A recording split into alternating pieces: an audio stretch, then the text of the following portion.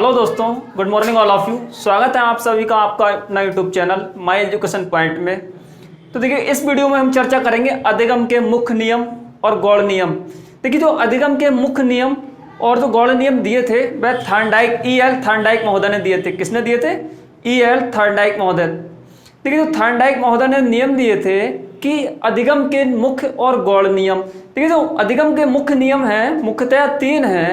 कितने हैं मुख्य नियम? 3 है। कौन कौन से? तत्परता का नियम, अभ्यास का नियम, प्रभाव का नियम। तो देखिए, इस नियमों के बारे में जो थॉर्नडाइक महोदय ने दिए थे, इनके बारे में आज हम अध्ययन करेंगे कि मुख्य नियम कौन कौन से हैं, किस किस काम में आते हैं, और जो गौड़ नियम है वह कौन कौन से हैं, तो वो किस किस काम में आते हैं। तो आप देखिए, इस वीडियो को पूरा देखें तभी आपकी कुछ समझ में आएगा, वरना आपकी समझ में कुछ नहीं आएगा। तो देखिए, तत्परता का नियम जो पहला नियम है थॉर्नडाइक महोदय का, कौन सा नियम है? तत्परता का नियम। देखिए, तत्परता का नियम क्या दिया था थॉर्नडाइक महोदय ने? थॉर्नडाइक महोदय ने बताया कि हमें ज्ञान लेने के लिए तत्पर रहना पड़ता है। किसी काम को करने के लिए पहले से ही हमें तत्पर रहना पड़ता है, तब जाकर हम उस काम को सीख पाते हैं। देखिए, अगर हम किसी काम के लिए करने के लिए तत्पर ही नहीं होंगे, उसके लिए हम जिज्ञासु नहीं होंगे, तो हम उस काम को नहीं कर पाएंगे। देखिए, इसका सबसे उदाहरण ये देकर समझा जा सकता है कि एक घोड़े को जो उसे हम तालाब पर तो ले जा सकते हैं। देखिए, एक तालाब है, क्या है? तालाब है। अगर एक घोड़ा है तो हम इसे तालाब पर तो ले जा सकते हैं, लेकिन इसे हम जबरदस्ती पानी नहीं पिला सकते। क्यों नहीं पिला सकते? अगर हम इस घोड़े को अगर तालाब तक ले गए, इसका जबरदस्ती अगर पानी मतलब जो पानी में अगर इसका घोड़े का मुंह अगर डुबो दिया गया, तो वो अपनी इच्छा के बिना अनुसार अगर वो पीने के लिए तत्पर नहीं होगा, तो वह बिल्कुल भी एक बूंद भी पानी उसके मुंह के अंदर नहीं जाएगा। तो देखिए, सबसे अच्छा उदाहरण हम इसी माध्यम से समझ सकते हैं। देखिए, क्या होता है, हम क्लास में जाते हैं। देखिए, क्लास में गए, सबसे पहले बच्चों को हमें जाना है क्लास में, उसके बाद हमें बच्चों को क्या करना है? तत्पर करना है ज्ञान लेने के लिए कि बच्चों आज हम ये पढ़ेंगे या ये पढ़ेंगे, इसके बारे में ऐसा पढ़ेंगे तब ऐसा होगा। तो सबसे पहले हमें क्या करना है? बच्चों के लिए तत्पर करना है। देखिए, तत्पर करने से क्या होता है? बच्चों में क्या होता है? रुचि जागृत होती है। देखिए, क्लास में हम जाएंगे तो बच्चों की रुचि जागृत करेंगे, उसके बाद क्या होता है? हम उनका ध्यान जागृत करेंगे बच्चों का, जिससे कि वो है अधिगम करने के लिए तत्पर हो जाएं। क्या हो जाएं? तत्पर हो जाए अधिगम करने के लिए, बच्चों के अंदर रुचि जागृत करने के लिए। तो देखिए, इस नियम का उपयोग जो होता है वो कक्षाओं में बच्चों के अंदर या कोई भी अधिगम हम करते हैं तो उसके लिए तत्पर रहने के लिए होता है। देखिए, तत्पर, रुचि जागृत करने के लिए। हमारा जब ध्यान ही केंद्रित नहीं होगा तो हम क्या अधिगम कर पाएंगे?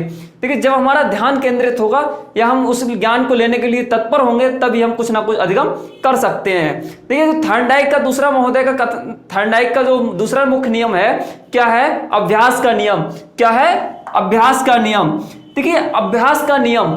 देखिए, अभ्यास के नियम के क्या क्या उपयोग होता है? देखिए, एक बार की बात है। देखिए, थॉमस अल्वा एडिसन। देखिए, थॉमस अल्वा एडिसन ने एक ही बार में तो अपना प्रयोग नहीं कर दिया था ना सफल।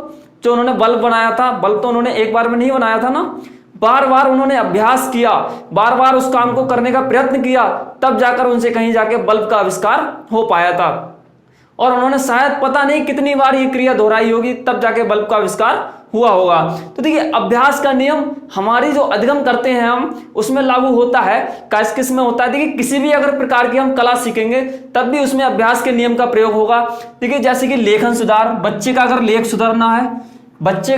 सुधारना है, बच्चे का प्रोनाउंसिएशन अर्थात उच्चारण अगर उसको गलत कर रहा है, तब उसे हम बार बार अभ्यास करवाएंगे, तब वह अपना उच्चारण सुधार पाएगा। देखिए, अच्छी आदत निर्माण के लिए भी अभ्यास के नियम की जरूरत होती है। क्या होती है? अभ्यास के नियम की जरूरत पड़ती है। देखिए, इसी प्रकार आता है। देखिए, इसमें क्या है? अभ्यास के नियम में क्या है? 2 नियम आते हैं, एक होता है उपयोग का नियम और एक होता है अनुपयोग का नियम। देखिए, हम कोई भी टाइप सीखते हैं, देखिए हम कंप्यूटर पर टाइप सीखते हैं। देखिए, उपयोग का नियम क्या होता है? उपयोग का नियम क्या कहता है अभ्यास के नियम के अंतर्गत? देखिए, उपयोग का नियम कहता है कि अगर हमने टाइप सीखी और हम वह टाइप कंटिन्यू कर रहे हैं, तब हम उसे नहीं भूलेंगे बिल्कुल भी, और क्या है? हम उसमें अच्छी गति प्राप्त कर लेंगे। और देखिए, अनुपयोग का नियम क्या कहता है? हमने देखिए एक बार टाइप सीखी, क्या सीखी? टाइप सीखी कंप्यूटर पर, उसके बाद हमने 6 महीने तक बिल्कुल टाइप नहीं की। फिर जब हम उसका उपयोग ही नहीं करेंगे उस ज्ञान का, तो वह हमारा ज्ञान क्या होगा? धीरे धीरे घटने लगेगा, अर्थात हम टाइप क्या है? भूलने लगेंगे। तो वहां भी क्या है? अभ्यास के नियम का प्रयोग होता है। देखिए, तीसरा आता है प्रभाव का नियम। देखिए थॉर्नडाइक महोदय ने जो प्रभाव का नियम दिया, उन्होंने बताया कि जब व्यक्ति के परिणाम, कार्य का परिणाम क्या होता है, संतोषजनक होता है, तो इसे देखिए संतोषजनक का नियम कह सकते हैं, संतुष्टि का भी नियम कहते हैं। तो देखिए संतुष्टि का नियम क्यों कहते हैं, जब किसी कार्य का परिणाम, मानते हैं किसी व्यक्ति को, किसी व्यक्ति के लिए कोई कार्य दे दिया जाए और वह कार्य व्यक्ति करता है, अगर उसका परिणाम क्या होता है, संतोषजनक होता है, उसकी इच्छाओं के अनुरूप होता है, तो वो उस कार्य के लिए दोबारा क्रिया करेगा। क्या करेगा, दोबारा उस क्रिया को दोहराएगा। इसीलिए हम कह रहे हैं कि देखिए जो प्रभाव का नियम है, प्रभाव का नियम सबसे ज्यादा मायने रखता है। क्यों रखता है, क्योंकि जब व्यक्ति के कार्य का परिणाम जब प्रभावी होगा तभी वह उस क्रिया को दोहराएगा और उसमें अपना मन लगाएगा तथा उसमें रुचि भी जागृत होगी। देखिए अब बात करते हैं थॉर्नडाइक के जो गौड़ नियम दिए थे उन्होंने। देखिए जो गौड़ नियम बताए थे वो 5 बताए थे। कितने बताए थे, 5। तो देखिए 5 नियम जो बताए थे थॉर्नडाइक महोदय ने, उनके बारे में हम अध्ययन करेंगे। तो देखिए जो पहला नियम था, क्या था, बहुप्रतिक्रिया का नियम। क्या था कि बहुप्रतिक्रिया का नियम।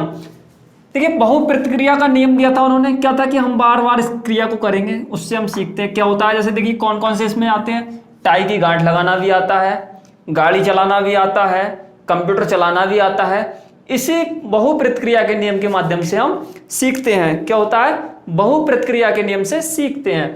देखिए आंशिक क्रिया का नियम। देखिए आंशिक क्रिया का नियम, देखिए जो आंशिक क्रिया का नियम होता है, देखिए वो क्या कहता है। देखिए आप मानते हैं टेट की तैयारी कर रहे हैं या सीटेट की तैयारी कर रहे हैं, उसमें क्या होता है, एक सिलेबस दिया होता है। देखिए मानते हैं बहुत सारा सिलेबस दिया हुआ है इस तरीके से। उसमें आपको सबसे पहले तो ये देखना होता है कि हमें देखिए क्या क्या पढ़ना है, कितना पढ़ना है, इस चैप्टर में से कितना पढ़ना है। तो देखिए इसी प्रकार जो आंशिक क्रिया का नियम कहता है, देखिए मानते हैं ये बुक है और ये सिलेबस है कोई, तो हम इसे क्या करेंगे, थोड़े थोड़े पार्टों में डिवाइड कर लेंगे इस तरीके से। मानते हैं अगर इसे थोड़े थोड़े पार्टों में डिवाइड किया और हम क्या करते हैं फिर अंश से पूर्ण की ओर, मानते हैं पहले आज ये किया याद, फिर ये थोड़े थोड़े पार्टों में डिवाइड करके क्या होता है, हम उस चीज को हम तैयार कर लेते हैं। क्या होता है, उस चीज को हम तैयार करते हैं। देखिए तीसरा कहता है मनोवृत्ति का नियम।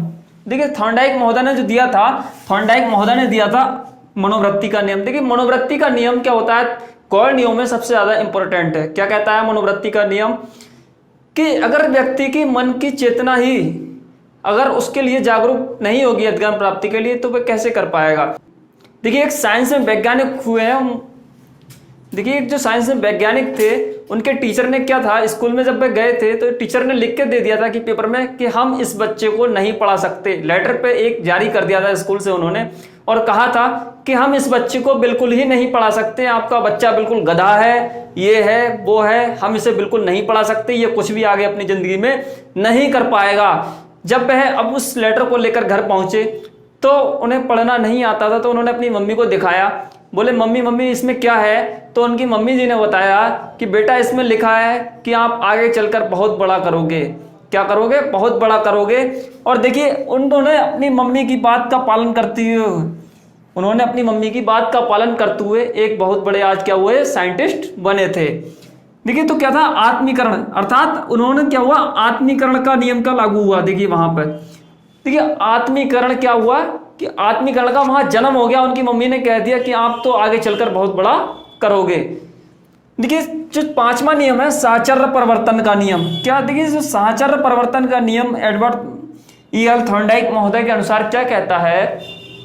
देखिए जब कोई व्यक्ति क्या होता है कि उसी परिस्थिति में, एक परिस्थिति में व्यवहार करता है और उसके सामने अगर वैसी ही दूसरी परिस्थिति आ जाती है और तब भी वह वैसा ही व्यवहार करता है, तो देखिए क्या होता है, साहचर्य परिवर्तन का नियम वहां पर लागू होता है। देखिए किस प्रकार लागू होता है, मानते हैं देखिए किसी का पुत्र है कोई और वह किसी अपनी माँ को छोड़कर चला जाता है, तो वह जैसे ध्यान अपने पुत्र का रखती थी और जैसी जैसी क्रिया करती थी और वह छोड़कर चला जाता है और मानते हैं उनकी मम्मी के सामने उसका लड़के का फोटो आ जाता है, तो वह तब भी वैसा ही व्यवहार करती हैं जैसा कि वह उनके सामने है। देखिए वहां पर क्या होता है, साहचर्य परिवर्तन का नियम लागू होता है।